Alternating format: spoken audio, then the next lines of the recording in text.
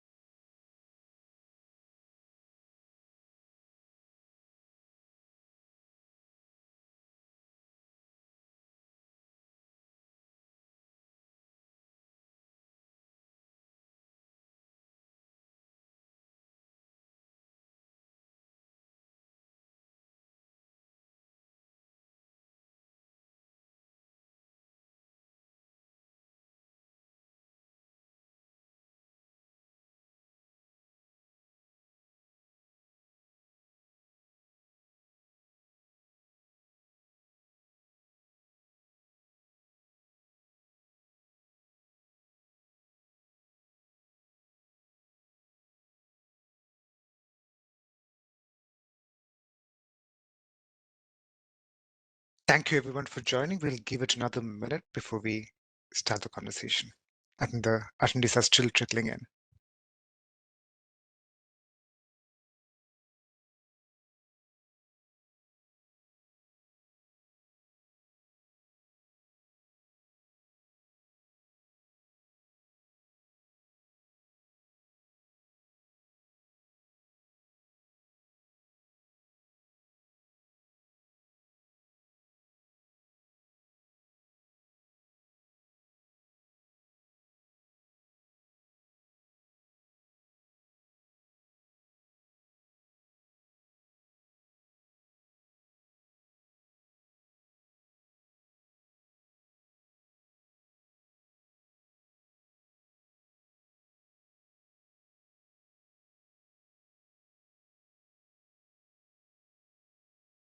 All right, great. I think we have a great number of attendees now, and I'm sure a few more will be trickling in soon.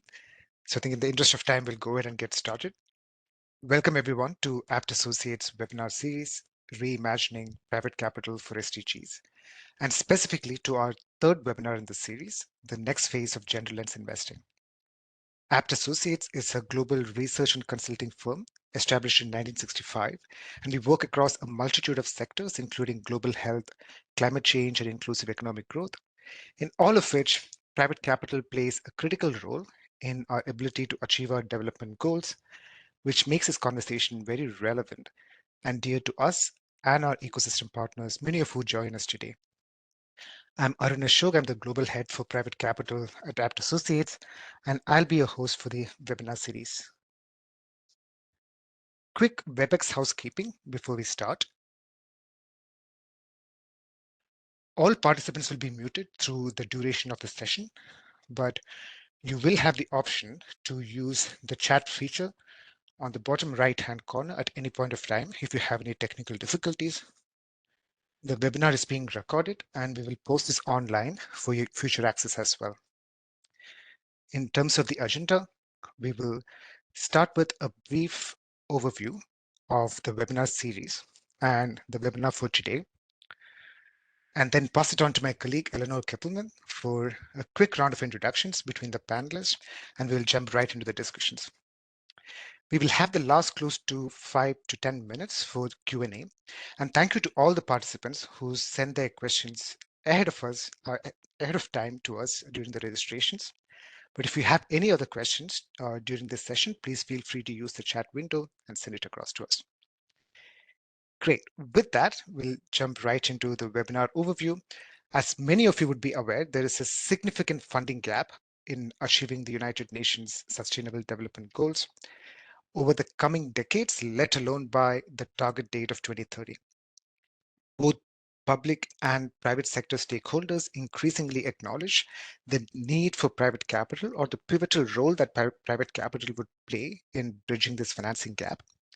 And in line with that, private capital for SDGs have been growing significantly over the last decade, with impact investing alone estimated at over $1 trillion globally. However, this growth has been highly skewed towards certain sectors and geographies, with over 90% of impact investing assets headquartered in the global north, and a majority of investments going into sectors such as financial services and clean energy. To significantly scale up the mobilization of private capital toward SDGs and to ensure that such mobilization is aligned with SDG's stated principle of leaving no one behind, it is imperative for the industry to diversify and address the needs of underinvested sectors, geographies, and people. So, in that context, we believe that the next phase of private capital for SDGs should focus on diversity across the investment process, both in terms of backing diverse entrepreneurs and fund managers, in sectoral diversification, investing into underinvested sectors such as climate adaptation, WASH, healthcare, affordable housing, and finally, on using innovative financing tools to de-risk these investments. Apt Associates webinar series, Reimagining Private Capital for SDGs, is a series of 7 webinars that will expand further on these themes.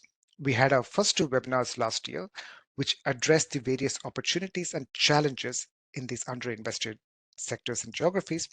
The next 3 webinars will throw spotlight on specific investment themes, starting with our spotlight today on gender lens investing. Gender lens investing is an investment strategy or approach that advances gender equity across the business value chain, including in leadership, access to capital, and access to products and services. And in today's conversation, we will explore the limitations of current financial offerings to women-owned and women-led businesses and discuss alternative models of financing to further this investment strategy. We are joined by a diverse set of panelists who bring insights from their extensive careers in development finance to dive deeper into this topic. I'll turn it over to our moderator, Eleanor Kippelman, for a brief introduction among the panelists and to facilitate the discussion going forward. Over to you, Eleanor. Thank you, Arun. Good morning, good afternoon, good evening, everyone, depending on where you are at the beginning of your day or at the end of your day. Thank you for joining us today on what I'm sure will be a lively conversation on the next phase of gender lens investing. That might be a hopeful title, but we're going to go with it. As Arun said, I'm Eleanor Keppelman. I'm the Impact Investing Director with Investing in Women. Investing in Women is an initiative of the Australian government. We seek to promote women's economic empowerment across Indonesia, Myanmar, the Philippines, and Vietnam. As the Impact Investing Director, I'm in charge of our impact investing work. We are using our capital to both increase investment into businesses that disproportionately benefit women, while also building the demand and expertise by capital providers for gender lens investing. For today's session, we will hone in on a particular issue that persists in the market. In looking at traditional financial offerings available to small and medium enterprises, from bank financing, so traditional bank loans, to venture capital, to private equity, we see that women-owned and led businesses are constantly underserved by these offerings. Our panel today will talk through that persistent disconnect. What is it about the current product offerings in these businesses that just don't seem to fit? And is it time to rethink the traditional offerings to take advantage of what we know to be a missed opportunity, investing intentionally in women-owned and led businesses? We'll also explore some of the proposed solutions and, in some cases, some of the tested solutions. With that, I am pleased to present to you today our 4 panelists. We have with us, as you can see on the slide, Lalemba Puri with ATG Samata, Borja Garcia Fernandez with Citi Social Finance, Hama Makino with the U.S. Development Finance Corporation, and Doni Hananato with Atmar Capital. I personally had the privilege of selecting our panel members today, and as Arun alluded to, I invited Lalemba, Borja, Hama, and Dondi really to get that diverse group of speakers by way of both the organization they represent and the regions in which they work. I wanted to make sure that we had all their different perspectives on hand and get a holistic picture of both the problem and the proposed solutions. I'm going to actually pass it to each of the panel members to introduce themselves. I'm not going to sit here and read you their bios. In introducing themselves and their organizations, I've also asked each of the panelists to include a little teaser question, their answer to a little teaser question as a way to get us started. I've asked them to include an example of one misconception they believe female entrepreneurs face or perhaps an anecdote from their own experience in which they faced an inaccurate generalization or assumption related to gender. With that, I will pass it to you, Lulemba, to kick us off. Afternoon, everybody. I'm Lulemba. I'm based in Cape Town, South Africa. By way of introduction, I'm a partner at ATG Samata. I'm an entrepreneur turned investor. I've been investing with a gender lens in the venture capital space for the last 5 years after having grown a fintech business that scaled from 1 market to 5. And so for me, getting into the space on the investment side was because of the frustration that I was experiencing, not seeing enough women entrepreneurs on success platforms, wherever would be invited to share our sex. There were so few people as CEOs of startups that are scaling and creating impact that looked like me. And so I wanted to be part of that solution. And so with ATG Samata, we are on our 3rd fund. We're raising a $50 million fund. We've had 2 funds in the past, a $10 million fund that invested in Southern and East Africa. And with the $50 million fund that we're raising, we're investing in Southeast and West. So we're kind of covering sub-Saharan region. For a ridiculous anecdote, I'll give you 2 because I still experience that even on the investor side of the table. When I was an entrepreneur, I was once invited into a big bank's CEO's office where I was invited for a CEO to CEO meeting. At that point, I was heading up the fintech and I was heading up Zambia and Malawi. And after a series of questions with him, really it felt like an interview more than a meeting. He stopped midway with a shock look on his face and said, "So are you telling me that you are the one that's in charge of this large operation here in Zambia and in Malawi?" And I said, "Yes." And he says, "But you're a small girl. How do people listen to you?" I was so shocked by the statement, and my response was, well, after we've done the partnership that we're proposing, you will be listening to me too. So don't worry, people listen to small girls. That was my response. And I still get that today, even on the investor circle. The most ridiculous one I received recently was after a potential due diligence call with an LP. There was commentary that I came off too competent. I guess as a woman, I should come out like a damsel in distress that's just needing help and doesn't know what they're doing. So there's still a lot of ridiculous things going on out there. Yeah. Lulemba, thank you. You didn't even use the one that you had told me, which I'll hold on to. Probably there's just too many to repeat. Great. So thank you, Lulemba. Borja, over to you. Thank you very much, and thank you very much for inviting me to be here, Eleanor. My name is Borja Garcia. I'm based in London. I'm the head of structuring and Latin America and the Caribbean in City Social Finance. City Social Finance is a banking team that work across more than 45 markets in Latin America, Africa, and Asia, trying to find solutions across access to basic services, access to basic infrastructure, and also financial inclusion. I have been heavily involved on genderless investing because before City, I was working with British International Investment.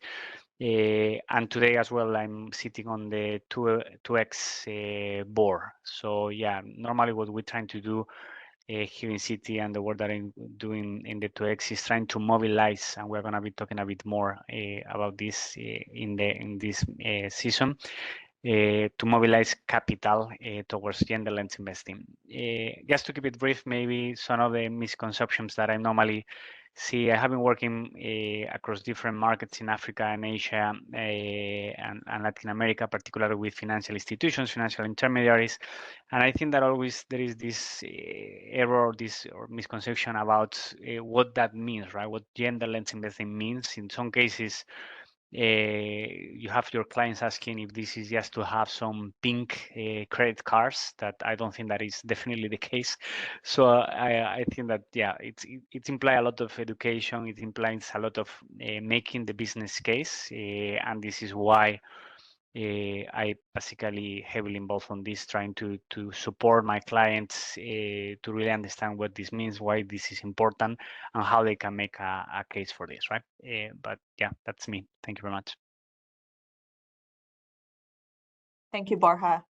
I almost said this earlier. I did have a bank in Zambia ask me if they should put out a pink credit card for women to go shopping. So that is a real example out there. All right, Hama, over to you. Thank you, Eleanor, and hello, everybody. I'm thrilled to be here with friends and peers alike. My name is Hama Makino. I am the Senior Gender Policy Advisor for the U.S. International Development Finance Corporation. That's a mouthful of words. For those of you who may not know us, we are the United States government's development finance institution. We were established in 2019 as a new outfit to think about how we can be tackling some of the world's largest problems in emerging markets.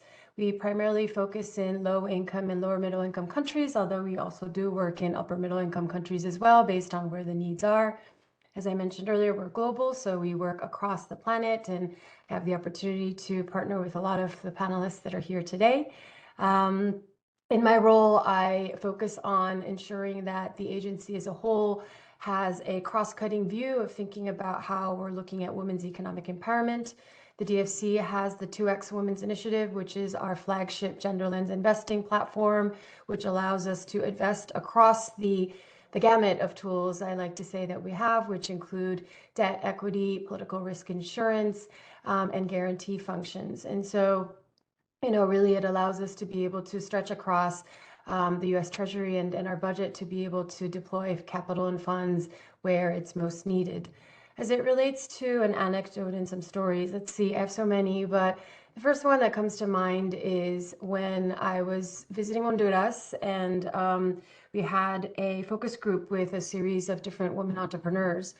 And one of the women that I met, who was a spectacular business owner who had been running her business for at least a decade or so, and it was actually a trucking business, and which was also very cool because typically, trucking and logistics is a pretty male-dominated sector and industry, even in Honduras. And she was running this business, and one of the things that I learned about the conversation I had with her was, the perception that potentially, women are price averse as well as risk averse. She told me that she was basically bootstrapping her business across 9 different commercial credit cards. And, knowing that this was a very expensive option for her, her answer was that, I really, I don't have time to be going to banks and waiting for, other commercial institutions to be telling me that it's going to take me, 4 weeks, 6 weeks, maybe more to be able to give me an answer, yes or no, whether I can get the capital. And, I had said to her, you do realize this is a really expensive option? And she said, absolutely. But, the reality is that, it gives me the opportunity to be able to do this very quickly. And they weren't necessarily even sort of SME credit cards. It was actually personal credit cards that she was using. So even more if you think about the financing rate. And so, this was a very eye-opening moment where, I realized also that as long as the value is there, in which case for this woman, it was a time value, right? The opportunity to be able to get what she needed and get it quickly was much more important to her than recognizing that she could get a lower cost interest rate loan. So that's just one thing that, I definitely learned from being out in the field and talking to people. So thank you. Back to you, Eleanor. Thank you, Hama. Another great example. Dondi, last but not least. Oh, good morning, afternoon, evening, everyone. Glad to be here. Thanks a lot for App Associates and especially Eleanor for inviting me here.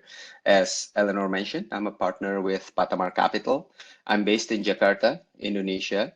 Patamar Capital itself, we're an investor, impact-focused investor, and our region of focus is Southeast Asia, hence why I'm here in Jakarta. 3 major markets for us in Southeast Asia are Indonesia, of course, where I am, and Vietnam and Philippines.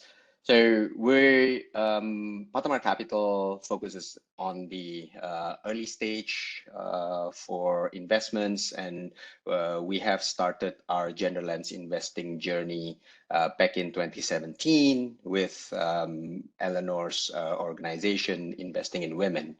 We'll talk more about that, but the mishap or gender bias that I would like to share, and I promise, Lalemba and I didn't talk about this before, but I was on the other side. Happy to be able to admit that. So obviously, as a VC investor, we meet a lot of amazing entrepreneurs on a daily basis, which is the fun part of the job. And I did have one incident where we met with a couple of co-founders, one female and one male, and I was in the first half hour of the meeting. I think I was under the assumption that the male was the main co-founder or the CEO. Now that Lemba told her story, I wasn't sure whether I was making any of those stupid remarks as the bank CEO, or maybe it was just going in my head. I'm not sure. Hopefully I didn't, but maybe I did. So I will, I think, and I think part of that journey kind of reminds me that for anyone who's stepping into gender lens investing, I think one of the first steps is to acknowledge that our own bias, especially for the males here. I can always say that, yeah, my wife's been running a business for almost 20 years, yada, yada, but doesn't mean that I'm not biased. So that's always the first step for everyone. And I'm glad I've gone through that step 6 years ago, and hopefully come out better now. Dundee, thank you for admitting your own bias. We all have them, and it's human nature. But I like that it dovetailed with Lalemba's story from the other side of the table. Dundee, we're not leaving you quite yet, because we are going to dive into some questions for the panelists and see where they take us. Dundee, I am picking on you first because you helped me come up with the topic for today's webinar, for which I'm very grateful. So if I could pass it back to you to further articulate the problem of the disconnect from your perspective. And of course, to the extent possible, adding that regional perspective. You have deep expertise in Southeast Asia, and then also talk a bit more. You started to get into it a little bit, but you held off on how Patamar has addressed the need for creative or suitable financial products for women. Sure. Thank you. And and probably as an additional context, I started with Patamar when Patamar was raising our first equity fund back in 2014. Time really does fly. Just realized that it's almost 10 years now. And in my past life before that, I was in commercial banking, also in Southeast Asia. So very interesting change of mindset from being a lender in some banks here in Southeast Asia, and running an equity fund. So I think one of the things that we realized is that back in 2014, when we raised our first fund, we created an equity product, which was tough enough to sell to investors, because we decided to focus in a region that wasn't proven yet. I can remember 10 years ago when we were meeting LPs, we had to educate a lot of people about where Southeast Asia is in the map, what the potentials are, and all that. Things that are not always asked 10 years down the line. But 10 years ago, that was already a niche enough aspect of the fund. So we did manage to raise 2 equity funds since then. And along the way, one thing we realize is that, yes, we do have an equity fund. So we started investing in equity 10 years ago. But one thing that we realized, and I mean, this was something that I have seen in my banking days as well, is that obviously not all enterprises are suitable for equity. And in fact, only a minority of businesses are suitable for to receive venture style equity investment, right? Because there could be a lot of different reasons. There's a consequence of receiving equity, which means that you will have to blitz scale your business. You got to grow 10x in 10 years, where probably it's more reasonable to grow 10x in 10 years. So the way you run the business has to be very different. The market may not be ready for it, and for some nascent ecosystem, the exit market maybe is not available yet. And that is, I think, still is the case with Southeast Asia. I think we've proven that there are a lot of investable opportunities, but exits are still very low 10 years down the line. So and obviously equity investors are reliant on exits. So to cut the story short, I think we realized that yes, equity is one financial tool, but there's a danger of having a hammer and you're trying to treat everything as a nail. We need to step back and reassess the realities on the ground, whether this is a suitable tool for most of the entrepreneurs. And we realized that yes, while some entrepreneurs, some enterprises are suitable for equity, there are a lot of them that are not. So first-hand experience, I did mention our work with investing in women. Part of that work back in 2017 was running 2 batches of accelerators for women-led enterprises. At the end of the accelerator, we invested in some of the participants. So there were a total of 8 recipients of financing as part of the accelerator. We structured it simply as a convertible note because it was the simplest to do. And what's interesting was that the majority of those that received those investments elected to repay back the debt rather than converting. And we did structure it to be to not have a mandatory conversion, so they can choose whether to pay back or to convert that into equity. So that was interesting. And after that, I think our hypothesis of the financing need kind of evolve. Right now, what we truly believe is that there needs to be different financing structures that will be suitable for different kinds of businesses. This, I think, is even stronger with with women-led businesses, but I think it's also applicable to a lot of SMEs. And secondly, we truly believe that there is a role for catalytic and concessional capital as well to support public and private financing. So the idea of blended finance, I think, really is something that could be very suitable here. And as part of that, part of our journey was that since 2020, we set up a sister fund. So I personally am managing our equity strategy, but we also have a sister fund called the Beacon Fund that is actually utilizing a debt strategy to deploy to women-led enterprises in Southeast Asia. And the structure of that fund is blended. So there's a guarantee portion from the DFC.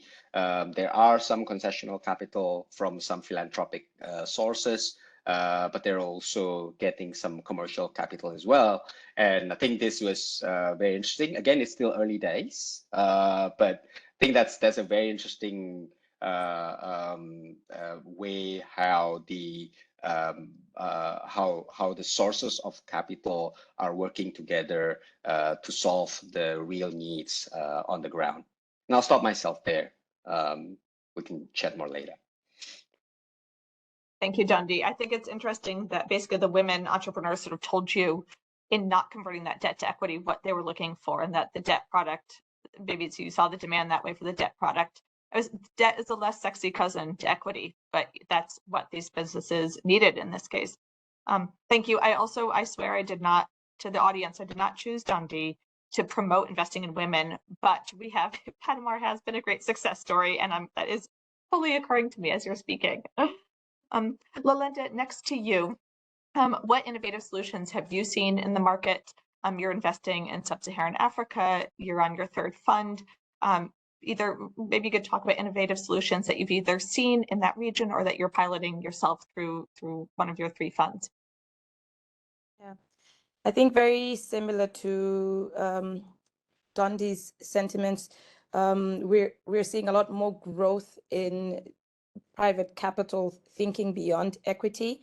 I mean, if you think about the VC space for sub-Saharan Africa, it's not older than 15 years old. And so I think we had to go through our earlier cycles of where we take copy and paste from the West and soon realize that those solutions won't entirely fit our context.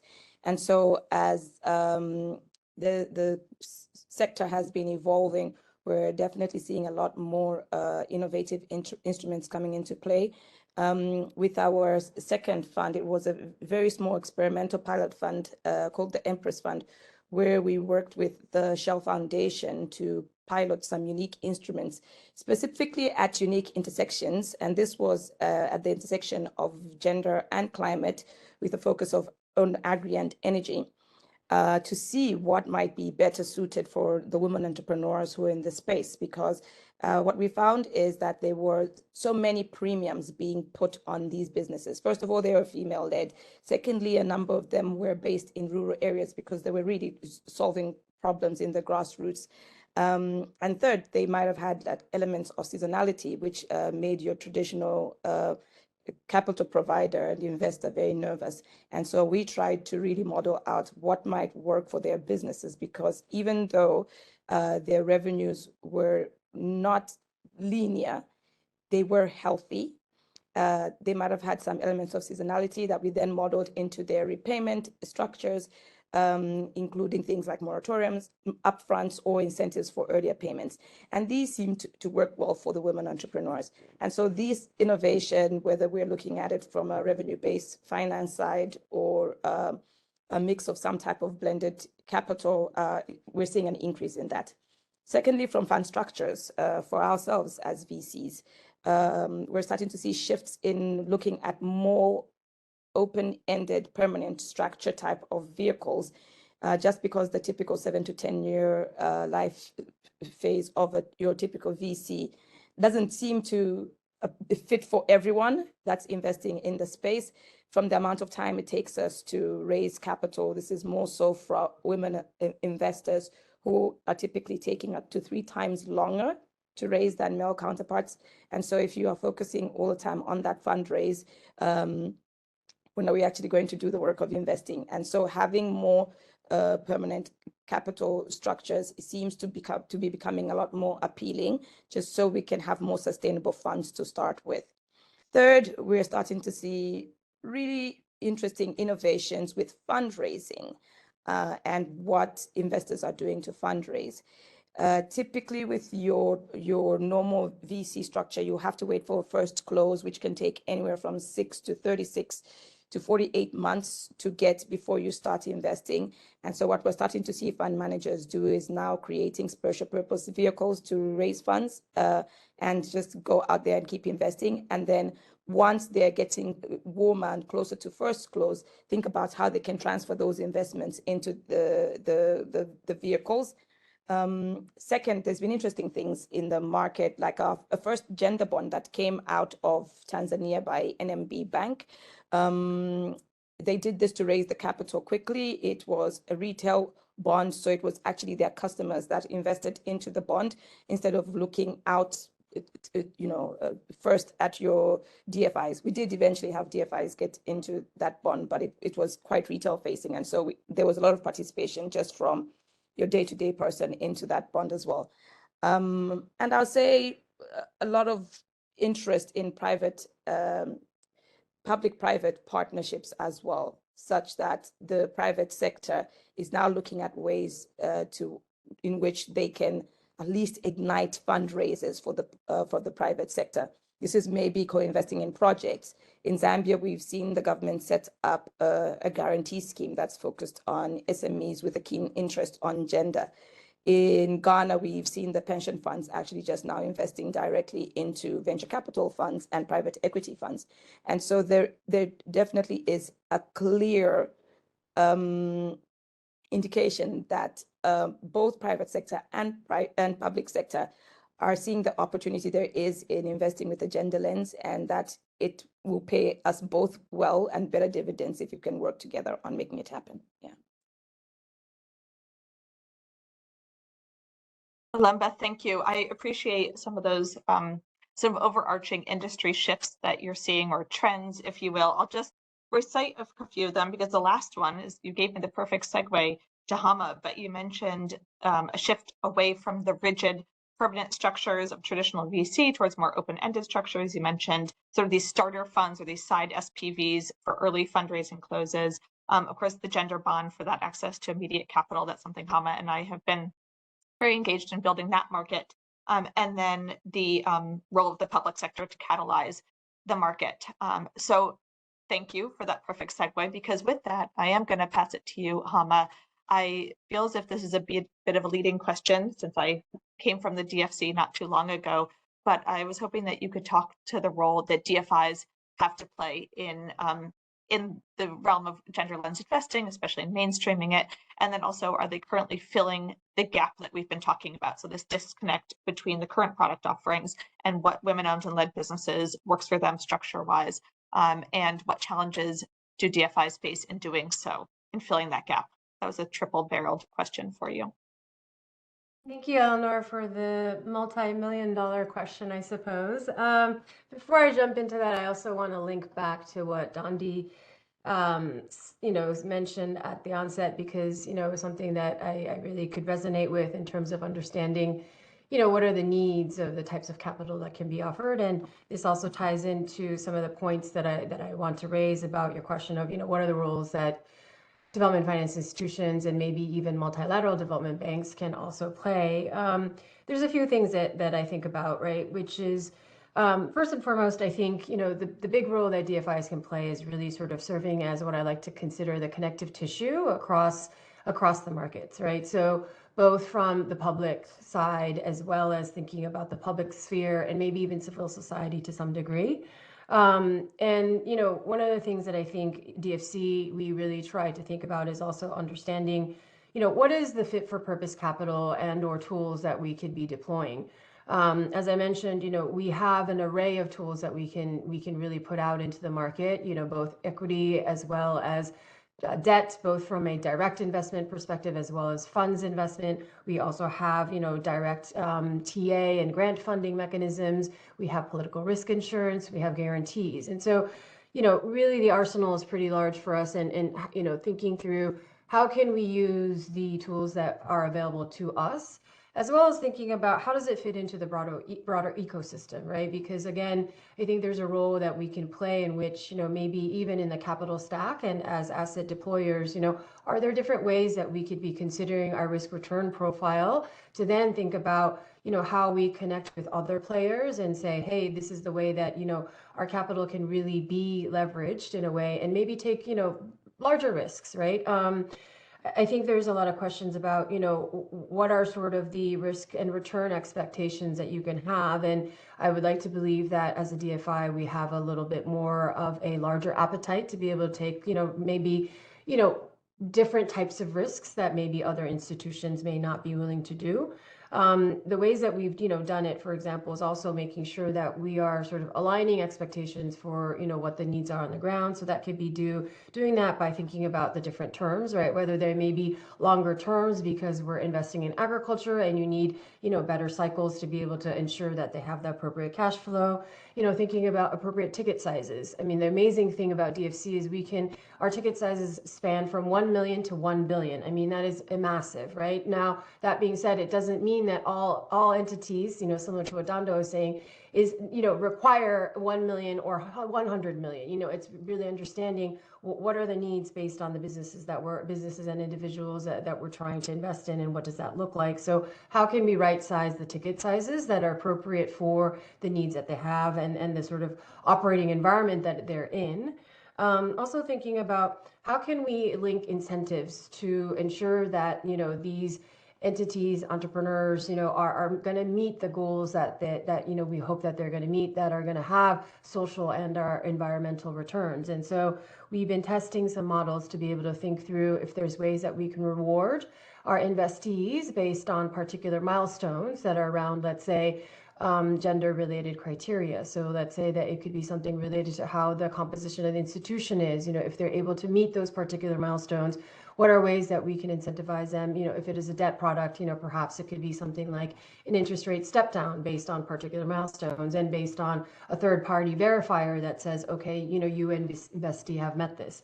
And of course, also, like I said earlier, the technical assistance side. I come from a background of having deployed technical assistance and working with a lot of businesses directly. And I think that's a really, really powerful tool to be able to add on to not just capital, but also being able to say, hey, we're also providing additional resources that allow institutions to be able to have long-term sustainable results. And that can mean anything depending on where you're operating, and that could be short-term, that could be longer term. But I think the idea is that we try to come up with solutions that are, again, fit for purpose and right size based on the operating environment, the ecosystem, the different players that we're working with, and it's not a perfect model. So bear with us as you work with different DFIs, but I think there's opportunities to be able to, like I say, serve as the connective tissue and figure out ways that we can be more efficient. Because if we're really going to try to meet these SDG goals, there's a lot of work that still needs to be done. And it's not for shortage of resources. I think it's really about being efficient and figuring out ways that we can leverage each other's strengths so that we can be taking it to the last mile. So thank you, Eleanor.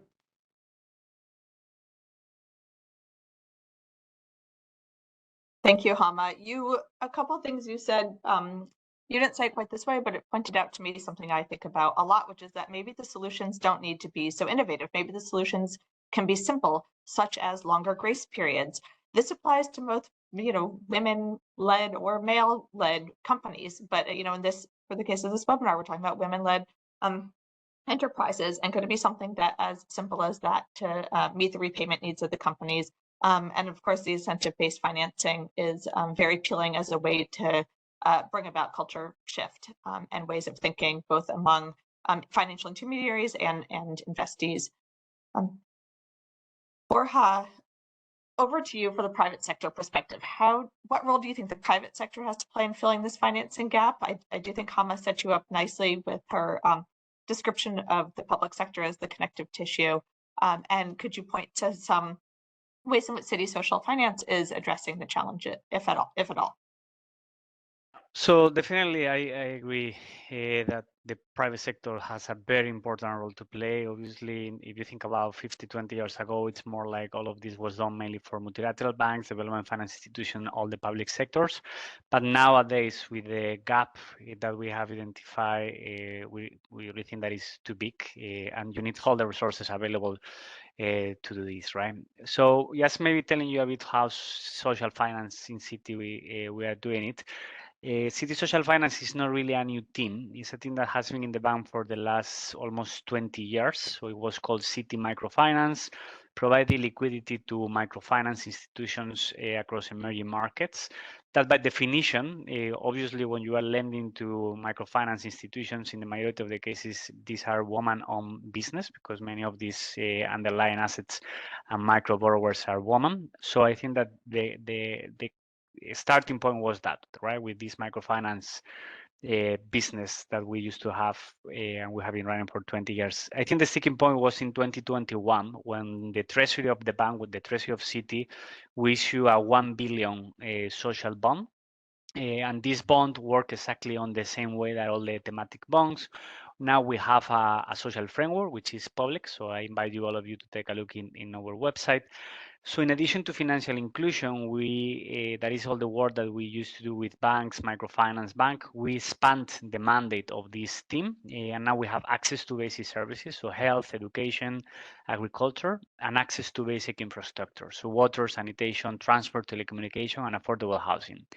And what I say is we always put our gender lens in everything that we do.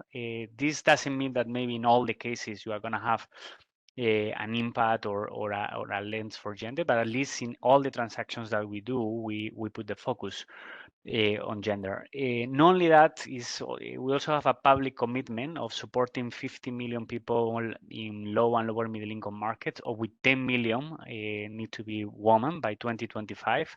So we are definitely tracking the impact, and the way that this works is that this is across all the sectors that I described, right? So we don't see gender as a specific segment or sector. So basically, in everything that we do in social finance, we need to put this gender lens and trying to see if we have the impact.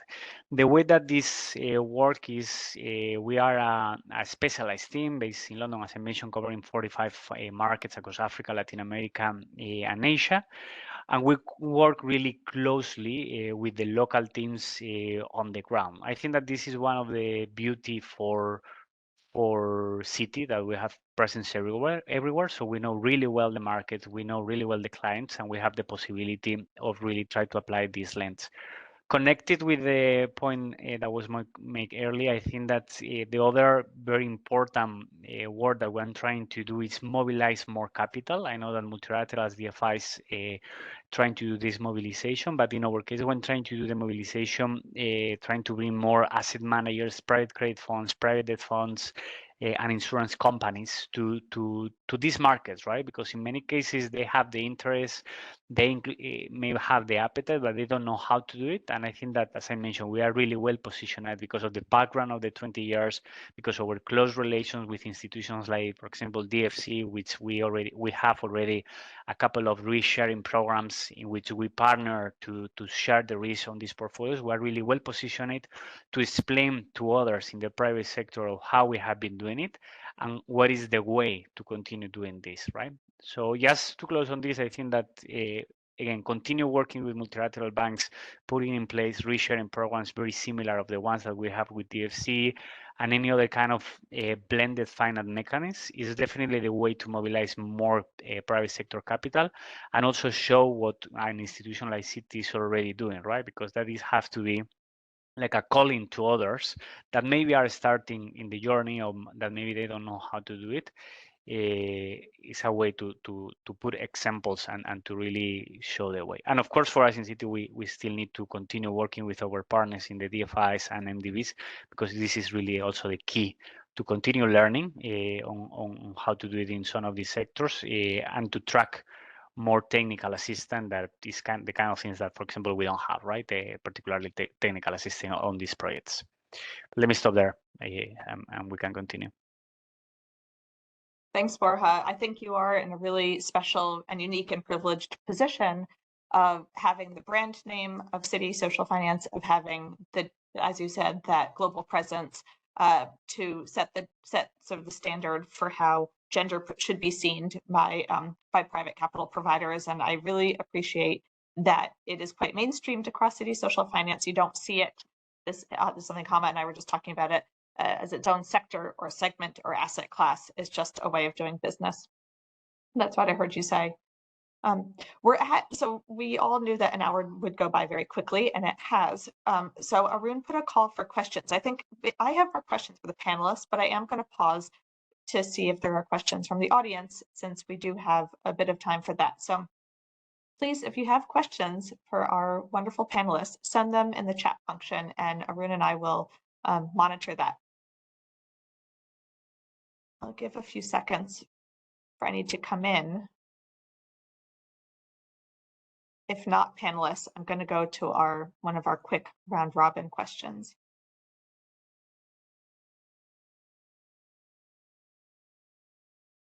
All right, everyone's being very shy, or they're just waking up, or they're wanting to go to bed, depending on where in the world you are.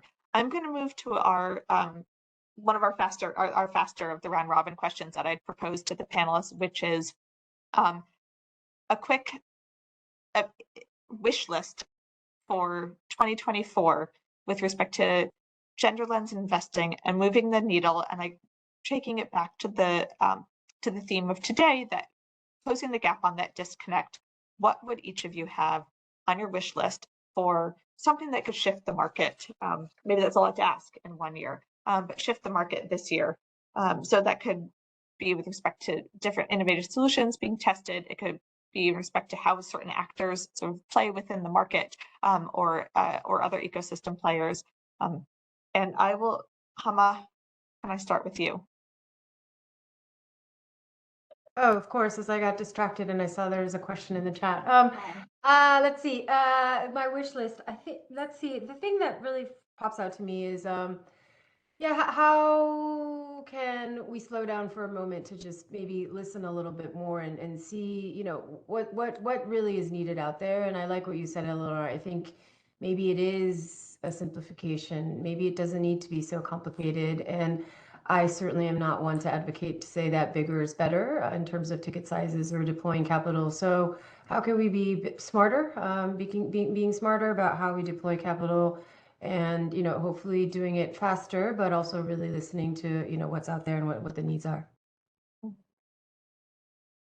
Thank you, Hama. I am going to switch to the questions in the chat. We have one from Diana, and I hope panelists, you are looking at this one. And so as I'm going to say, she asked, what are some of the most impactful gender TA or technical assistance services you've seen for investee companies? Do any of you want to take that one on? I think that there's a big underestimation of post-investment TA that is required to create the level of, I guess, growth and impact that we look for as investors post-investment. I've seen, particularly in Sub-Saharan Africa, there's a lot of focus on investor readiness and pre-investment support. And well and good, that's needed. We have a flourishing ecosystem of accelerators and incubators doing that and providing that, and that's fantastic for creating pipeline. But I think post-investment, there are 3 critical pieces that I've seen to be impactful. Technical assistance around financial management and big picture planning for finances. I think most entrepreneurs they get the money, they get to running into the operations and not particularly thinking about efficiencies, how best they can structure their finance and use their finance to grow better and more efficiently. There's some technical assistance required around sales, and this is everything from opening up of markets locally and regionally. How might you support the entrepreneurs to do that? Because I think the faster they can grow their sales and their revenues, the less they'll need to be fundraising anyway. There's a big move in our region for how quickly do we get them to be self-sustaining, instead of just like grow at all costs, because this can be quite costly. And so how do we provide this support around sales and opening up of networks and markets? And the third one being around governance and impact. So ESG at the different levels, thinking through DEI as a real tool for more sustainable growth of businesses instead of growth at all costs. Yeah. Thank you, Lalemba, for jumping in on that one. I'm jumping around in the questions. John D, I'm going to give you, because this is an easy one, directed towards you, and maybe you can give a quick answer to Heather's question in the chat. She's asking about Palomar Sister Fund. What is the fund size for the investors besides DFC, and is it focused on SMEs, tech companies? Is there a financial return target? Perhaps you could touch upon some of those, and maybe you can connect with Heather separately later. Yep. Yep, Heather, happy to connect separately after this. Yeah, this fund is called the Beacon Fund, so that will be easy to Google. Fund size is they're still raising right now, and I can't remember who it was. I think it was Lemba that mentioned an open-ended structure. They are also experimenting with an open-ended structure, so there's no fund size per se. The investors backing it, yes, I did mention the DFC. They do have a couple of philanthropic foundations. I'm not sure which ones I can disclose, but there are some large philanthropic foundations that are providing the concessional capital, and the focus is more on SMEs. So simply someone who has an education center and has built that business for the last 10 years. They have 3 centers that are set up, and they want to scale that 3 to 10. Those sort of things that can also be a mix of some tech-enabled companies as well. In terms of the financial return target, because it's blended for the commercial investors, the financial return can actually be commercial, but of course the guarantee and the concessional capital helps to provide that for the commercial investors, or the different layers of the financing. I won't claim that I will be able to answer all the details for all that, but happy to connect you to my business partner, Shuyin, who runs that one.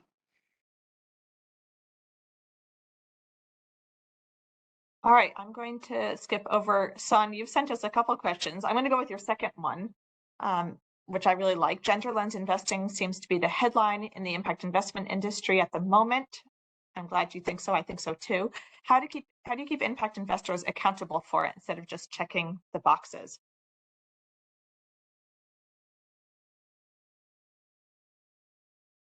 Do any of the panelists want to comment on that?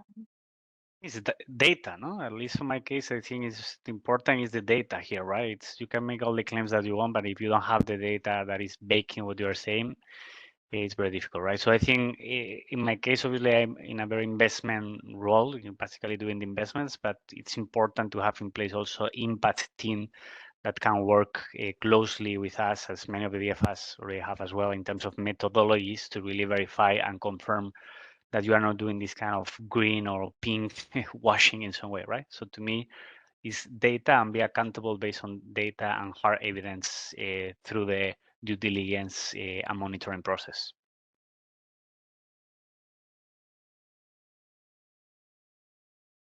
I completely agree. I also want to say that I would deploy the theory of parenting also, that even if your child is faking good manners or faking their behavior, maybe over time it becomes muscle memory and it becomes baked in to how they operate. And I think that if checking the boxes is how that behavior change is going to happen, let that be the pathway to understanding the business case around gender lens investing and understanding that it should be a way of doing business.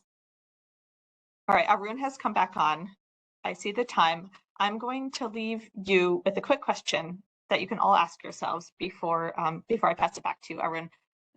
I want to leave you with a question that I think about a lot. Hama and I heard it at the Gender Smart Conference in London of 2022. Or how you were there also, Lalemba, you might have been there also. The question that they asked at the conference, which I think about a lot, is that in thinking about the role you play as an individual in accelerating women's economic empowerment globally, do you see yourself as an actor working from within the system, working from outside the system, or acting as a bridge builder? I will leave that with you. And Arun, with that, I'll pass it back to you to close it out. Thanks. Thank you. Thank you very much, Eleanor. And thank you to all the panelists for all the great insights, and to the participants for the great set of questions. Thank you again for joining us. As we mentioned, this is the third webinar in our series, Reimagining Private Capital for SDGs, and we look forward to seeing you in the future sessions. We have discussed the opportunities and challenges in some of these markets through our first two webinars. And today we went into detail around gender lens investing. Our next webinar is going to focus on another investment theme, climate smart or climate lens investing. The session is tentatively scheduled for April. So please stay tuned to our webinar series webpage and our email outreach for further updates. Thank you very much again, and have a great rest of the day or evening, depending on where you are in the world. Thank you. See you, everyone. Thank you very much. Bye. Bye, everyone. Thank you.